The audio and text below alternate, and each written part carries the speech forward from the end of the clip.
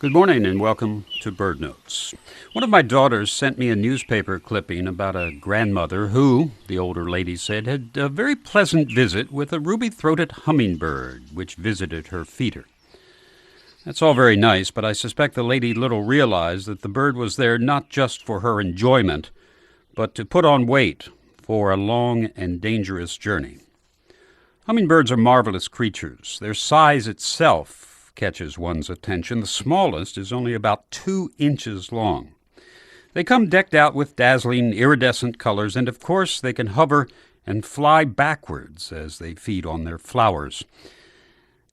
They build beautiful miniature nests of spiderwebs and lichens in which are laid pea-sized eggs. But to me, one of the most remarkable things about the hummingbird, specifically our ruby-throated hummingbird, the only one in the East, is its migration flight. Now, other birds are on record with more notable migrations. The Arctic tern's epic pole-to-pole journey is one example. But the migration flight of the ruby-throated hummingbird is, in its way, one of the most amazing.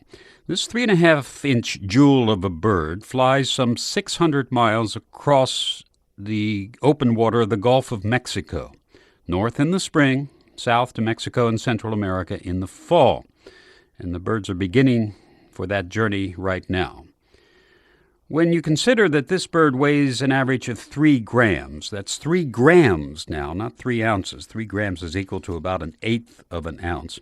When you consider that this tiny mite has to fly nonstop across water with no rest, no food, not a tree in sight, it really is remarkable. Should it run out of fuel, that is energy, it will simply fall into the water and die. So how does this bird, with one of the highest metabolic rates of any vertebrate, prepare for this trip? Well, by feeding heavily on nectar at this time of year and building up fat layers, adding up to more than 50% to its weight. This stored fuel provides enough energy to span the Gulf of Mexico. So while we may consider hummingbirds at our feeders late summer garden entertainment, for them, it's an important time to build up energy reserves for a life-or-death trip. So if hummingbird feeders can help prior to their topping up at the last hibiscus in Key West, so much the better.